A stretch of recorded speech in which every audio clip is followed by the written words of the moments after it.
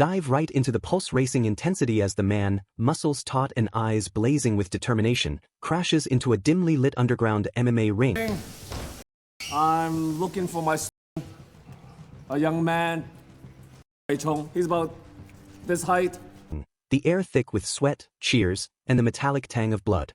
Spotlights slice through the haze, illuminating caged fighters trading brutal blows, fists cracking against jaws, knees driving into ribs with sickening thuds. But the real chaos unfolds when the man discovers one of his students, a brooding boy with a cigarette habit, cornered and desperate, having just slipped a suspicious vial of liquid into a fighter's water bottle, the clear fluid swirling ominously as it's guzzled down. The boy's face pales, realizing the betrayal as the doped fighter staggers, eyes glazing over mid-punch. Goons swarm like wolves. One lunges with a jagged bat swinging wildly, wood whistling through the air. The man ducks low, sweeping his leg in a precise arc to trip the attacker, who crashes into a stack of crates with a splintering crunch. Another thug charges with fists flying, a rapid 1-2 punch aimed at the man's head, but he parries with forearms like iron bars, countering with a lightning elbow strike that snaps the thug's head back, blood spraying in an arc. The crowd roars, bets flying as the man weaves through the melee, his military training shining in every calculated move. A massive professional fighter enters the fray, towering and rippling with veins, delivering a haymaker that grazes the man's cheek, drawing a thin line of red.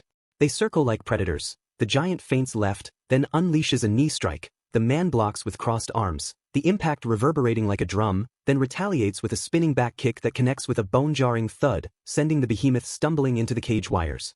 Amid the grunts and crashes, the man frees the trapped boy from a locked storage room, door hinges groaning as he kicks it open, the boy's wide eyes reflecting a mix of fear and newfound respect. The man, a battle-hardened veteran with a no-nonsense stride, enters the rowdy classroom of Class 6B like a storm cloud rolling in. Desks are fortresses of rebellion. One boy lounges with feet propped up, exhaling cigarette smoke in lazy rings that curl toward the ceiling. Another strums a guitar, strings twanging discordantly amid chatter.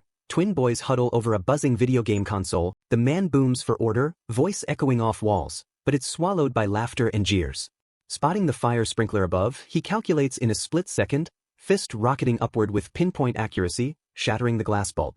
Water erupts like a monsoon, cascading in sheets that drench everything, students yelping and scrambling as books turn to pulp, electronics spark and fizzle. Build to the nail-biting peak as a deceptive text lures the students into a locked schoolroom trap, doors slamming shut with metallic finality, the better's henchmen grinning through barred windows. The man arrives, instincts sharp, bursting in like a battering ram, disarming a pipe-wielding goon with a wrist snap, metal clanging away, dodging a knife thrust, palm striking the attacker's chest to send him crashing into furniture. Fists fly in a symphony of violence, kicks land with cracks, bodies thud against walls. Freed, the students sprint to exams, hearts pounding. Alone with the better, revealed as the man's past victim, scarred by youthful pranks like water balloons soaking a piano recital and a broken arm derailing dreams, the duel erupts. "You destroyed me," the better snarls, swinging wildly. The man blocks, counters with an uppercut that draws blood, pleading forgiveness amid sweat and grunts. A leg sweep pins the foe, mercy prevailing as sirens wail. To a neon-lit night pulsating with rock energy, where the musical boy, son of an immigrant facing daily slurs, snatches a scalped ticket from a shady dealer, paper crinkling in his fist as he bolts from pursuing thugs, feet pounding pavement, alley shadows closing in.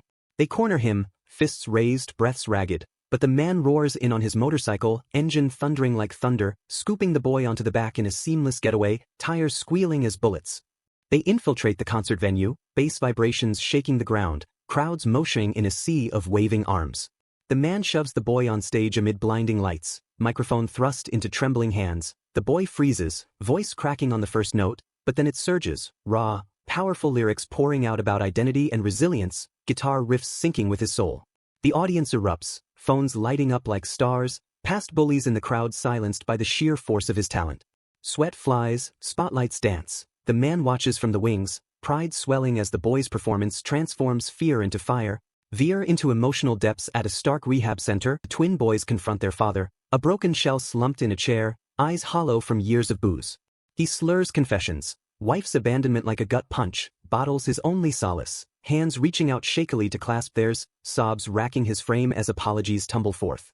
Hugs follow, tentative at first, then fierce, the room heavy with redemption's weight. Back at school, one twin, the gaming addict, pops study pills in secret, capsules clicking open, eyes dilating as artificial focus kicks in. Overdose looms during a mock exam, hands tremble, vision blurs. Despair peaks on a balcony, wind howling as he climbs the railing, body launching into freefall, twisting midair before a sickening impact below.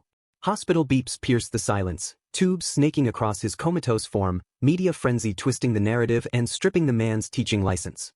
Yet, it ignites the class. Books crack open under lamplight, pencils scratching furiously, a collective vow to rise from the ashes.